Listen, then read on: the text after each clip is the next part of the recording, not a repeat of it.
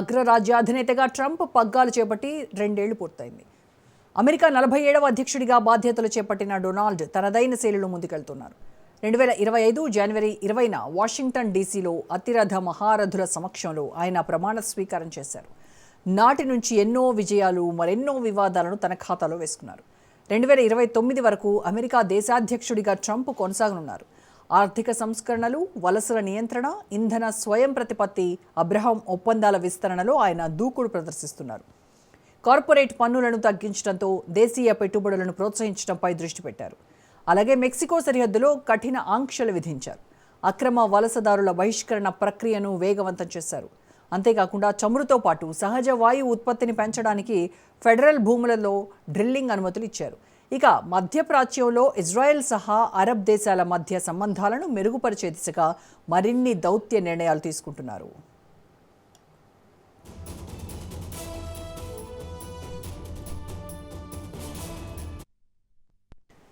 నియామకాలు, వాణిజ్య యుద్ధాలు, న్యాయపరమైన సవాళ్లు, పర్యావరణ విధానాలపై ట్రంప్ తీసుకున్న నిర్ణయాలు వివాదాస్పదమయ్యాయి. కీలక ప్రభుత్వ పదవుల్లో తన సన్నిహితులను నియమించడంపై విమర్శలు వచ్చాయి.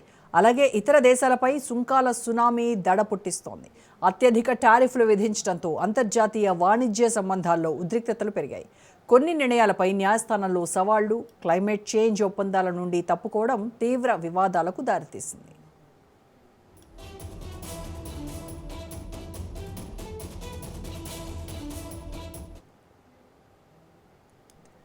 మరోవైపు వైట్ హౌస్ ప్రెసిడెంట్ ట్రంప్ను ఉద్దేశిస్తూ ఆసక్తికర పోస్ట్ చేసింది. 365 రోజుల పాలనలో 365 విజయాలు సాధించినట్టు పేర్కొంది. సరిహద్దుల రక్షణ, అమెరికన్ల సత్తాను తిరిగి చాటడం, దేశ ప్రజలకు మొదటి ప్రాధాన్యం ఇవ్వడాన్ని వైట్ హౌస్ ప్రస్తావించింది. 365 రోజుల్లో ఏ దేశాధ్యక్షుడూ చేయలేని విధంగా అద్భుతమైన ఫలితాలు సాధించారని తెలిపింది. తన పరిపాలనలో అమెరికా ఆర్థిక వ్యవస్థ వృద్ధి చెందుతోందన్నారు ట్రంప్. ద్రవ్యోల్బణం మునుపటి కంటే చాలా వరకు తగ్గించామన్నారు.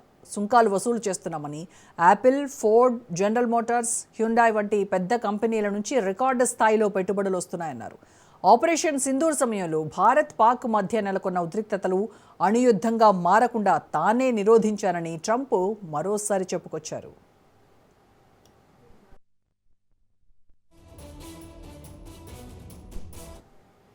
ఇక ఇరాన్ ఉద్దేశించి ట్రంప్ సంచలన వ్యాఖ్యలు చేశారు.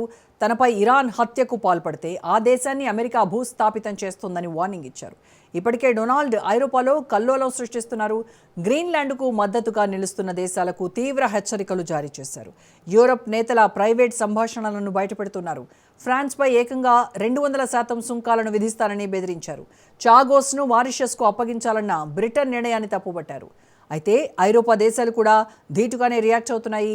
EU, అమెరికా వాణిజ్య ఒప్పందాన్ని రద్దు చేసుకుంటామని తేల్చి చెప్పాయి. మొత్తానికి అమెరికా ఫస్ట్ నినాదంతో ముందుకు సాగుతూనే దేశీయంగా, అంతర్జాతీయంగా తీవ్రమైన చర్చలకు కేంద్ర బిందువుగా నిలిచారు Donald Trump.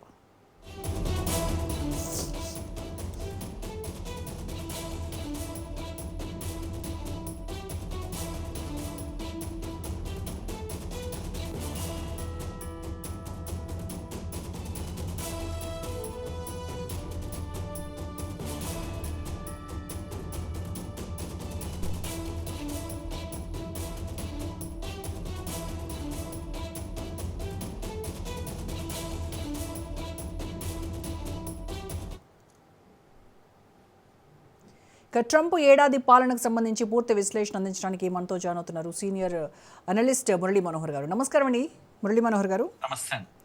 So Murali Manohar గారు, వైట్ హౌస్ చాలా గర్వంగా ప్రకటించుకుంది 365 డేస్ 365 విన్స్ అని ప్రకటించుకున్నటువంటి పరిస్థితి. అయితే నెగటివ్ నెట్ మైగ్రేషన్, అలాగే homicide drop and 4.3% GDP growth, ఇలాంటివన్నీ కూడా హైలైట్ చేస్తూ వచ్చారు వాళ్ళు చేసినటువంటి పోస్ట్లో. సో ఈ విజయాలన్నీ సామాన్య అమెరికన్ మధ్యతరగతి ప్రజలకు ఏ రకంగా నిజంగా మేలు చేశారు? వీళ్ళు విజయాలు 365 అయితే వివాదాలు చూస్తే 730 ఉంటాయి. వాటి సంగతి ఎవరూ మాట్లాడలేదు. సో ఈ విజయాలు నిజంగా సెలబ్రేట్ చేసుకోగలిగేటువంటి విజయాలుగా చూడాలా, ఏమంటారు? సో ఒక మాటలో చెప్పాలంటే 365 రోజులు ఎలా గడిపారు అమెరికన్స్ అని ఇప్పుడు ఆలోచించాల్సిన సమయం వచ్చేసింది. ఆ తలాకు తలం అనే ఒక పదం ఉంది తెలుగులో. ఆ విధంగా ఇప్పుడు మొదటిసారి బహుశా అమెరికా చరిత్రలో ఆ ఇలాంటిది ఒకటి ఫేస్ చేస్తున్నారు. 1789లో వచ్చిన రాజ్యాంగం అమెరికా ప్రపంచంలోనే ఒక గొప్ప రాజ్యాంగంతో వెలిసినటువంటి దేశం. మొదటిసారి అనుకుంటా నేను ఈ విధంగా ఒక గందరగోళంలో పడ్డది. ఇలాంటి అధ్యక్షుడు కూడా ఒక ఆయన ఉంటాడా ఈ దేశాన్ని పాలించడానికి అని అనుకుంటుంటారు బహుశా ప్రజలందరూ కూడా. హ్మ్. అమెరికా గ్రేట్ అగైన్ అని అన్నారు కదా. హ్మ్. ఈ దానికి విరుద్ధంగా ప్రయాణం చేస్తున్నారు. ఆ, ఏదైతే మాట చెప్పాడో ఆ మాటకు విరుద్ధంగా ఆయన ఆ ఆ, పోతా ఉన్నాడు. ఉద్యోగాలను పెంచుతానన్నాడు. ఆ తర్వాత ట్యాక్సులు తగ్గిస్తానన్నాడు. ఎకానమీని రికవరీ చేస్తున్నాడు. ప్రపంచ యుద్ధాలే లేకుండా చేస్తాను, అసలు అమెరికా యుద్ధాల జోలికి వెళ్లకుండా చేస్తాను. ఇవన్నీ ఈ, చెప్పినటువంటి వాటికి ఈరోజు పూర్తిగా విరుద్ధంగా దేశాన్ని యుద్ధామయం చేశాడు. 8 యుద్ధాలను ఆపాను ఈ భూమి పైన అని అన్నాడు కదా. హ్మ్. అసలు 8 యుద్ధాలను ఆయన్నే ప్రారంభించాడు. ఇక యుద్ధాలను ఆపేవాడు కాదు, యుద్ధాలను ప్రారంభించేవాడు. దేశాల మధ్య మరిన్ని యుద్ధాలను తెచ్చిపెట్టేటువంటి వ్యక్తిగా ఈరోజు ఈ ఈ ఈ అమెరికా అధ్యక్షుడు నిలబడ్డాడమ్మా. మన కళ్ళ ముందు కనిపిస్తున్నాడు. కానీ ఎవరైనా యుద్ధాలు ఆపడంలో ఎప్పుడైనా తనకు తానే సాటి అని చెప్తూ ఉన్నాడు. 10 నెలల్లోనే దాదాపుగా 8 యుద్ధాలను ఆపాను. అందులో మేజర్‌గా మాట్లాడుకోవాలి అనంటే భారత్, పాకిస్తాన్ మధ్య అణుయుద్ధం జరగబోతుంటే తాను ఆపానని చెప్తున్నాడు. లేదు అది అనంటే 1 నుంచి 2 కోట్ల మంది ప్రజలు చనిపోయి ఉండేవాళ్ళు. ఈ క్రెడిట్ అంతా నాదే అని చెప్తున్నారు. ఆ, అది అది అది చెప్తున్నాడు కనుక అది పాకిస్తాన్ కు భారత్ కే తెలుసు అందులో నిజం ఎంత అనేది. హుహు. ఇంకా ప్రపంచానికి తెలియకపోవచ్చు కానీ పాకిస్తాన్ కు తెలుసు, భారత్ కు తెలుసు. ఆయన చెప్పుకోవాల్సిన పని లేదు. ప్రపంచానికి కూడా పెద్దగా తెలుసుకోవాల్సినటువంటి అవసరం లేదు. చేయాల్సిన పని చేసింది, స్థావరాలను కూల్చేసింది, మా పని అయిపోయింది అని చెప్పేసింది ఇండియా. కొన్ని గంటల్లోనే యుద్ధాన్ని ముగించేసింది. హ్మ్. పాకిస్తానే ఊరికే ఉండలేక కాస్త డ్రోన్లు అవి ఉపయోగించినందుకు మరి కాస్త మనం ఆ కొద్దిగా ముందుకు వెళ్ళామంతే తప్పితే మనము భారీ యుద్ధానికి అంటూ మనమేం వెళ్ళలేదు. కేవలం ఒక రియాక్షనరీగా బుద్ధి చెప్పాలనే పనిలో మనం వెళ్ళామంతే. ఇది ప్రపంచానికి తెలిసిన విషయం. కానీ దాన్ని కూడా తన క్రెడిట్ ఖాతాలో తీసుకోవాలి అనే ఒక ప్రయత్నం, అది కూడా సిల్లీగా ప్రతి ప్రతి రోజు ఒక 50 సార్లు ఇప్పటికీ ప్రపంచానికి చెప్పుకున్నాడు ఆయన. కానీ ప్రపంచం ఎవరు అప్పుడప్పుడు కేఏ పాల్ గురించి జనం నవ్వుకుంటారు. ఇప్పుడు కేఏ పాల్ చాలా డిగ్నిఫైడ్ గా కనిపిస్తున్నాడు ఆయన ముందల. కనుక బోస్టింగ్ అనే దానికి అమెరికా అధ్యక్షుడు ఇలా చేస్తాడా అనేది ఇప్పుడు ప్రజలు నివ్వెరపోయి చూస్తా ఉన్నాడు. ఈయన హ్మ్. ఒక జోకరా లేకపోతే నిజంగా ఒక అధ్యక్షుడా అనేది ఇప్పుడు నేను ఊరికే మీకు గుర్తు చేస్తున్నాను. చాలా మంది మర్చిపోయారు కానీ అమెరికా చేసిన ప్రామిసెస్ లో 4-5 మీకు చెప్పాను. దాంట్లో ఒకటి కొత్తగా ఏం చెప్పాడంటే డోజ్ అనేది ఒక అమెరికా ముందల పెట్టాడు. హ్మ్. డిపార్ట్మెంట్ ఆఫ్ గవర్నమెంట్ ఎఫిషియన్సీ అని. నేను ఈ ప్రభుత్వం యొక్క ఎఫిషియన్సీని పెంచడానికి ప్రత్యేకంగా ఒక డిపార్ట్మెంట్ పెడతాను. దానికి ఎలాన్ మస్క్ ని పెట్టాడండి. అవును. ఎలాన్ మస్క్ ఈ ప్రపంచానికి తెలిసిన ఒక గొప్ప వ్యక్తి. ఆయన పక్కన నిలబడ్డందుకు అమెరికా ఆశ్చర్యపోయింది, ప్రపంచమే ఆశ్చర్యపోయింది. చాలా గొప్పగా అనిపించింది కూడా. ఎక్కడున్నాడు ఇప్పుడు ఎలాన్ మస్క్ అని అడుగుతున్నారు ప్రజలు. ఎందుకు అలా అయిపోయాడు ఇప్పుడు అని ఆయన్నే చెప్పేసి. తీసి అంటే పక్కన పెట్టేశాడు. అన్ని తీసి పెట్టాడు. ఆయనకు మాస్క్ వేసేసాడు మస్క్ కు. కనుక హ్మ్. ఎలాన్ మస్క్ లాంటి ఒక గ్రేట్ పర్సనాలిటీ కూడా ఈరోజు విస్తుపోయేటువంటి ఒక దీన్ని చూస్తా ఉన్నాడు. తాను దగ్గర ఉండి గెలిపించుకున్నాడు. హ్మ్. ఈరోజు తాను ఎక్కడికో వెళ్ళిపోయాడు. తన వ్యాపారాలే నడుస్తాయా లేదా అన్నంత ప్రమాదంలో పడిపోయాడు ఆయన. ఇలాంటి వ్యక్తిత్వం, ఇది ఒక ఎగ్జాంపుల్ తో మనము ఆయనను అంచనా వేయవచ్చు. మనం ఎలాంటి వ్యక్తి అని. And most unpredictable element on the earth ఏదైనా ఉంది అని అంటే అది డొనాల్డ్ ట్రంప్ అని మనం అర్థం చేసుకోవాలి. అవును. కనుక మనం ఈ రోజు అనుకున్న దానికి రేపు ఇంకోటి, వాస్తవానికి డాలర్ విలువ పడిపోతుంది. వాళ్ళు హ్మ్. ద్రవ్యోల్బణం వాళ్ళకు బాగా పెరిగిపోతా ఉంది. సో అమెరికా చాలా కష్టాల్లో ఉంది. మీరు టారిఫ్ పేరు మీద ప్రపంచాన్ని వణికి చంపేస్తున్నావు.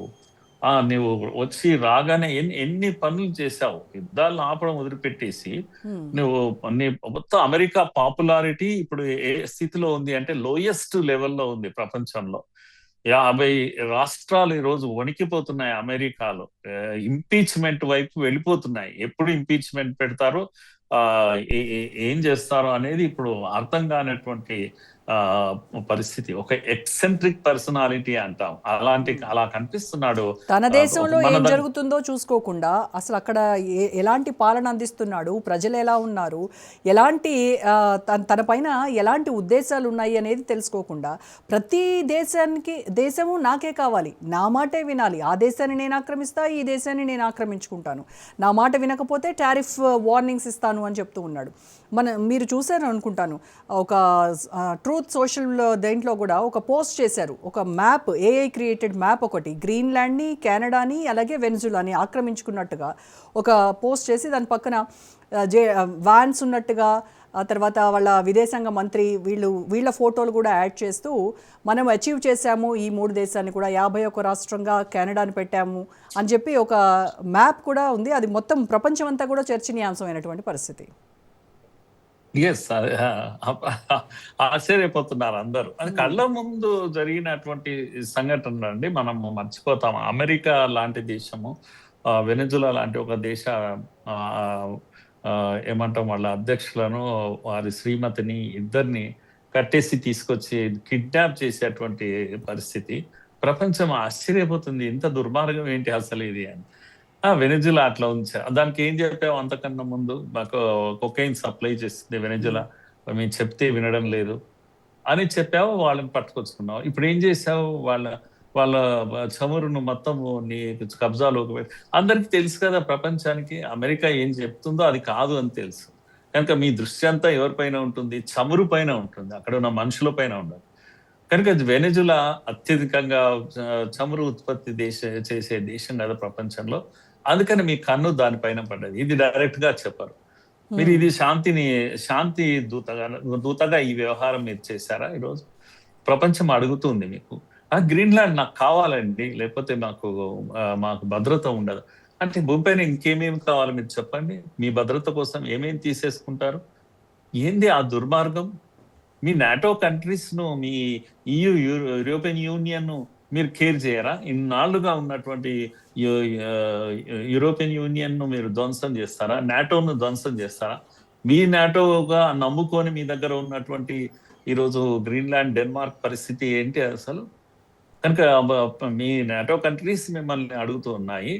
నాటో కంట్రీస్ ఎక్కడ విచ్ఛిన్నం అయిపోతుంది నాటో మీ కారణంగా, ఈ అమెరికా పెంచి పోషించిందో అలాంటి నాటో విచ్ఛిన్నం. అంటే తమ పర భేదం లేదు, ఎవరైనా ఒకటే, అందరూ ఒకటే, నాకు కావాల్సింది నాకు కావాలి అంతే. కనుక గ్రీన్లాండ్ నేను తీసుకుంటాను. గ్రీన్లాండ్ నా మాట విన్నరా? ఫ్రాన్స్ మాట వినడం లేదు, 200% టారిఫ్ వేసేస్తాను అంటే నీ మాట వింటే అది ఏది, నా రాజ్యం నా ఇష్టం అని, నా మాటే శాసనం అని, ఇంత ఎక్సెంట్రిక్ పర్సనాలిటీ ఈ ప్రపంచం ఎన్నడూ చూడలేదు అసలు. ఇప్పుడు ప్రపంచం అంతా కూడా ఒకటే అనుకుంటుందండి. ప్రపంచాన్ని అప్పుడు కరోనా ఏ రకంగా అయితే వణికించిందో ఇప్పుడు కూడా అలాంటి వణికిస్తూ భయాన్ని కొలుపుతున్నటువంటి పేరు ఏదైనా ఉంది అని అంటే అది ట్రంప్ అని చెప్తూ ఉన్నారు. అప్పట్లో అయితే ఏ రకంగా ప్రపంచం అంతా అస్తవ్యస్తమైందో, ఈ స్టాక్ మార్కెట్ కావచ్చు, అలాగే గ్లోబల్ మొత్తం ఎకానమీ అంతా కూడా ఊపిరి తీసుకోలేనటువంటి పరిస్థితి అప్పుడు ఏదైతే ఉందో ఇప్పుడు మళ్ళీ అదే రిపీట్ అవుతా ఉంది. ఎస్, మళ్ళీ అదే రిపీట్ అవుతా ఉంది. తాను అనుకున్న పని తాను చేస్తూ పోతూనే ఉంది. మళ్ళీ ఇరాన్ గందరగోళం ఉంది. వాళ్ళ కష్టాలు ఏదో వాళ్ళకు ఉన్నాయి, ప్రజలు తిరుగుబాటు చేస్తున్నారు.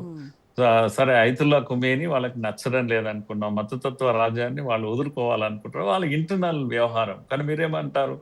నన్ను మీరు నిరసనకారుల పైన చేయి వేశారంటే బాగుండదు చెప్తున్నాం, మేము వస్తాము, ఇంకా మేము విన్నాము, మీరు ముందుకెళ్ళండి.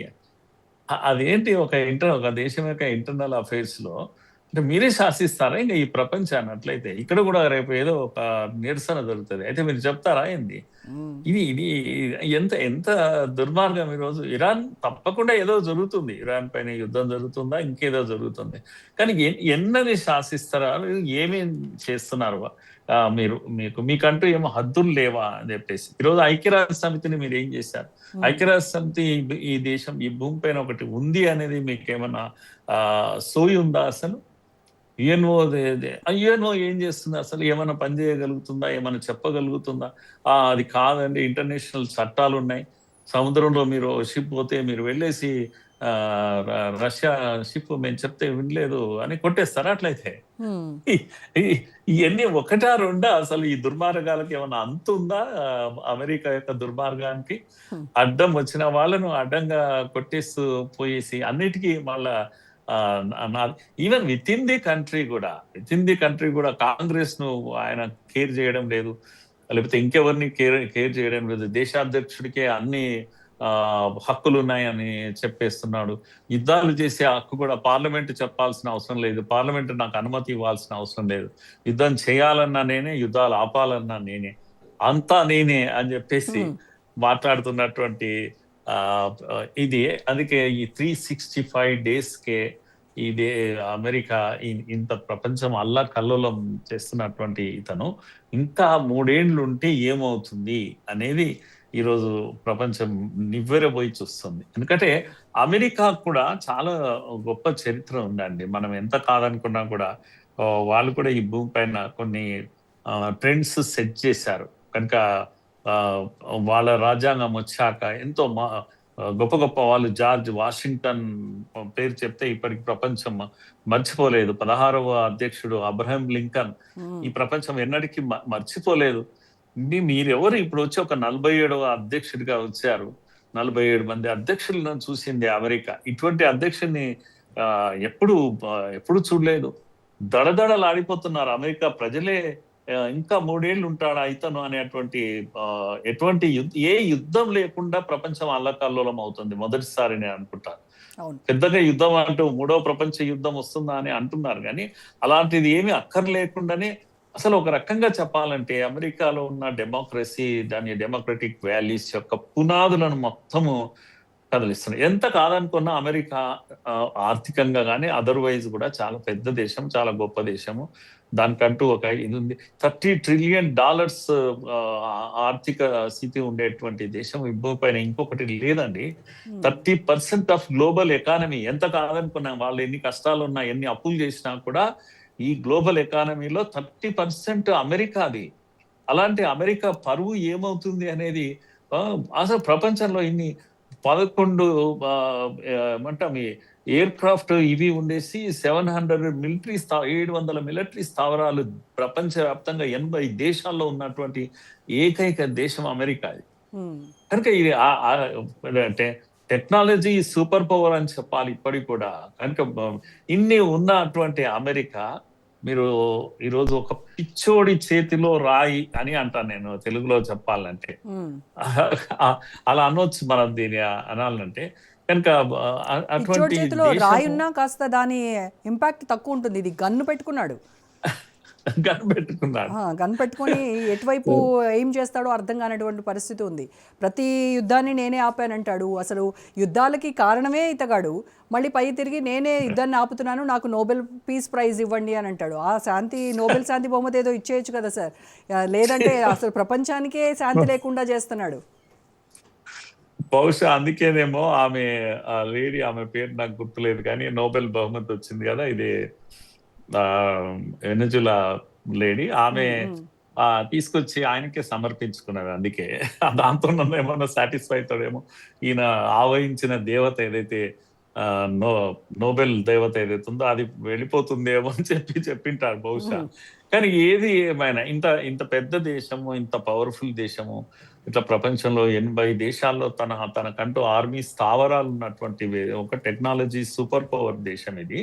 కనుక నేను ఇతను కొనసాగితే ఇంకేమవుతుంది అనే భయం మాత్రం అక్కడి అమెరికా దేశ ప్రజల్లో కూడా ఉంది, ప్రపంచవ్యాప్తంగా ఉంది. కానీ ఒక్క టారిఫ్ అనే ఒక ఆయుధంతో మొత్తం ప్రపంచాన్ని అతలాకుతలం చేస్తున్నాడు. అడ్డం వచ్చిన వాళ్ళ పైన టారిఫ్లు వేసేటువంటి కొత్త కల్చర్ తీసుకొచ్చాడు. సో ఈ రోజు కూడా మన యొక్క అమెరికా ట్రేడ్ రిలేషన్ సాగదీస్తా ఉన్నాడు. ఏమవుతుందో తెలియదు, మనకు ఇంకా అర్థం కానటువంటి పరిస్థితి. మన ఎనిమి అయిన పాకిస్తాన్ తీసుకెళ్లి తన సంఖలో పెట్టుకున్నాడు. మునీర్ లాంటి వాడికి తీసుకొచ్చి బిర్యానీ పెట్టి పక్కన కూర్చోబెట్టుకుంటున్నాడు. ఎన్ని పిచ్చి పనులు చేస్తా ఉన్నాడు, అర్థం కానటువంటి విషయం. అయితే ఒక్కటైతే అమెరికాలో ప్రజలందరి ఆందోళన అయింది అంటే ఎవరు అమెరికాను డ్యామేజ్ చేయలేకపోయారు కానీ ట్రంప్ చేస్తాడు. ట్రంప్ దీని పునాదులను కదిలిస్తున్నాడు, ఏదో జరగబోతుంది అమెరికాకు అనే భయం అందరిలో ఉంది. ఎందుకంటే డాలర్ కరెన్సీ మెల్లమెల్లగా డిస్టర్బ్ అయిపోతా ఉంది, దాని వాల్యూ పడిపోయే పరిస్థితి వచ్చేసింది. ఇదంతా టారిఫ్ కారణంగానే ఇవన్నీ వచ్చేసాయి. మెల్లగా బ్రిక్స్ కరెన్సీ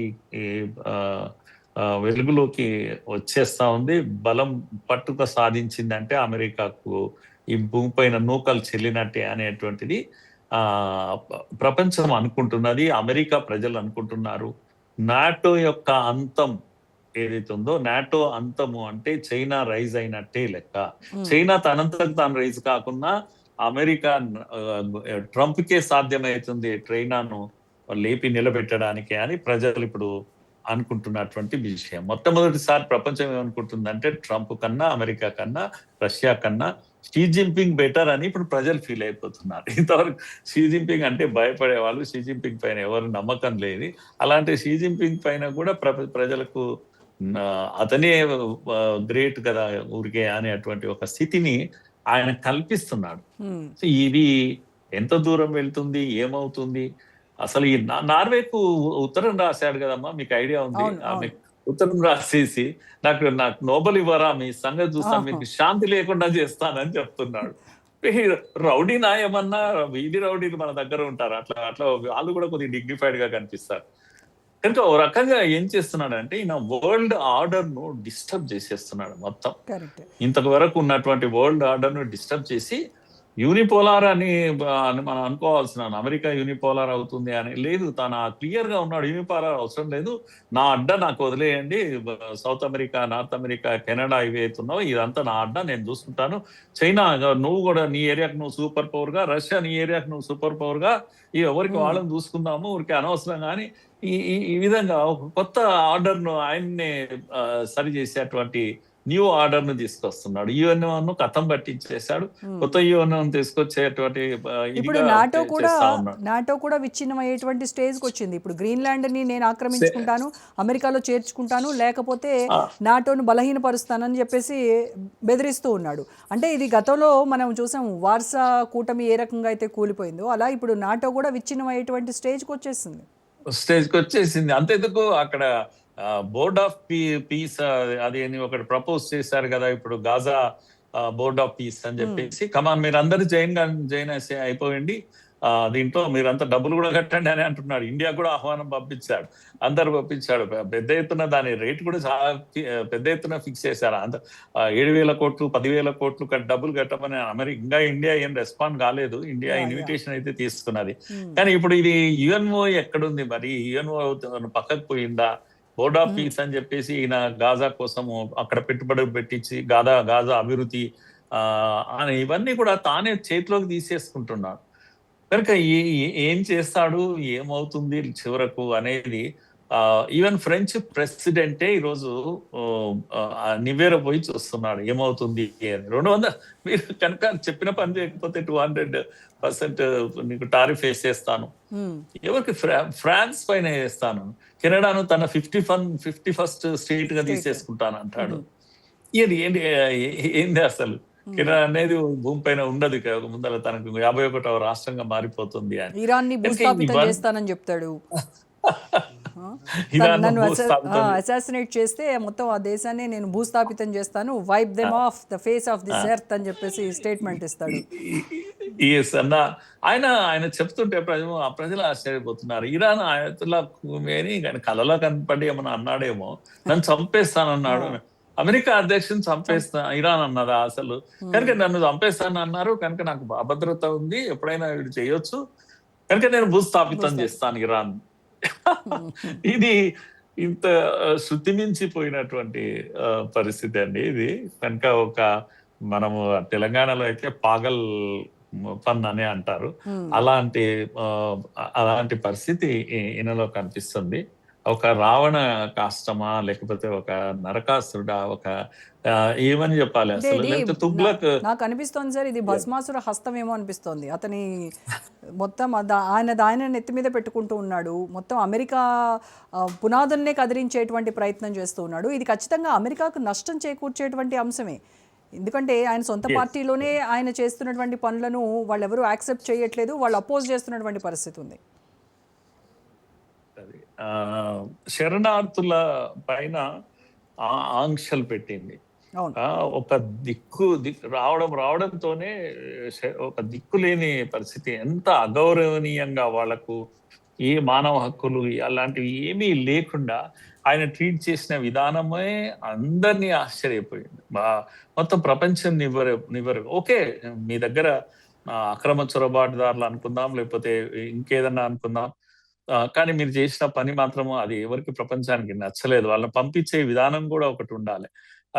రెండవది, నేను ఉద్యోగాలను కాపాడుతానన్నాడు. H1B వీసా అనేటువంటి అదొక కాంట్రవర్సీ చేశాడు. కఠినతరం చేస్తాను వీసాలు అని చెప్పేసి వీసా ఫీజులు ఎంత భారీగా పెంచేశాడమ్మా. అవును. అనూహ్యంగా ఇండియాలో కూడా ఏమంటాం, ఐటీ వాళ్ళు పూర్తిగా ఇదే అయిపోయారు కదా, డిస్టర్బ్ అయిపోయారు కదా. కనుక ఏం చేస్తాడో ఎవరు ఊహించని ఒక పర్సనాలిటీ ఆయన. అందరినీ మొత్తానికైతే ఆయన ఒక ఏమంటాం డిగ్నిటీ, డీసెన్సీ, అమెరికా యొక్క సుంకాల యుద్ధం అయితే ఇక అది చెప్పతరవి కాదు. ప్రపంచం అంతా ఈరోజు దాని విషయంలో భయపడతా ఉన్నారు, సుంకాలు అనే విషయం. కనుక అంటే మరి టోటల్ గా ఏం బేస్ చేసుకొని చెప్తున్నాడు సార్, నా పాలనలో అమెరికా ఆర్థిక వ్యవస్థ వృద్ధి చెందింది, ద్రవ్యోల్బణాన్ని తగ్గించాను, ఈ రకమైనటువంటివి కూడా చెప్పారు కదా వైట్ హౌస్. అవును, అలా చెప్పింది. కానీ ఇప్పుడు వాస్తవంగా చెప్తే వినియోగదారులు, అమెరికా యొక్క కన్స్యూమర్స్ అంతా గగ్గోలు పెడతా ఉన్నారు. వాళ్ళపైన ఆర్థిక భారం పెరిగిపోయింది. మరి అవును, గ్రాసరీస్ ప్రైజెస్ హైక్ అయినాయి, ఫ్యూయల్ ప్రైజెస్ హైక్ అయినాయి. హైక్ అయిపోయినాయి. సుమారుగా 39 దేశాల వాళ్ళు ఈరోజు అమెరికాలో ఎంట్రీ లేకుండా చేశాడు ఆయన. అంటే ఎన్ని ఎక్స్ట్రీమ్ పనులు చేశాడు అంటే, గ్లోబల్ ట్రేడ్ ఏదైతే ఉందో కంప్లీట్ గా మొదటిసారి ఉద్రిక్తతకు లోనైపోతుంది. అంటే ఎంత అన్సర్టెనిటీ వచ్చేసింది ఈయన కారణంగా, అంటే ఇక ఎప్పుడు ఏమవుతుందో తెలియదు. ఇంకా అసలు విత్ ఇన్ ది కంట్రీ ఆయన తీసుకున్న కొన్ని యాక్షన్స్ మనకు అర్థం కాదు. కానీ అదేమంటాము, ఎడ్యుకేషన్, హెల్త్ లాంటి విషయాలు కూడా చాలా రాడికల్ చర్యలు తీసుకున్నాడు. ఎడ్యుకేషన్ నేను ఎందుకు చూడాలి అని అంటున్నాడు. కేంద్రం వైపు నుంచి చూడాల్సిన స్టేట్స్ చూసుకుంటాయని వాళ్ళకు వదిలేశాడు. ఇప్పుడు వాళ్ళకి ఆర్థిక భారం ఎంత అయిపోయింది అంటే వాళ్ళు మేనేజ్ చేసే స్థితిలో లేరు. ఇంకోటి నెక్స్ట్ హెల్త్ కూడా అలాంటి చర్యలు తీసుకోబోతున్నాడు. సో హెల్త్ మొత్తం మీద 365 రోజులకే ఈ రకమైనటువంటి సినిమా చూపిస్తే మిగిలిన ఇంకా 3 ఏళ్లలో ఇంకెన్ని రకాల పిచ్చి చేష్టలు, పిచ్చి సినిమాలు చూపిస్తాడు అన్నటువంటి అమెరికా ప్రజలు మాత్రం, అమెరికా ప్రజలతో పాటు ఓవరాల్ గా ప్రపంచంలో ఉన్నటువంటి ప్రజలు, అన్ని దేశాలు కూడా ఎదురు చూస్తున్నటువంటి పరిస్థితి. సో చూద్దాం సార్ ఏం జరుగుతుందో నెక్స్ట్ రాబోయే కాలంలో. Thanks for joining us.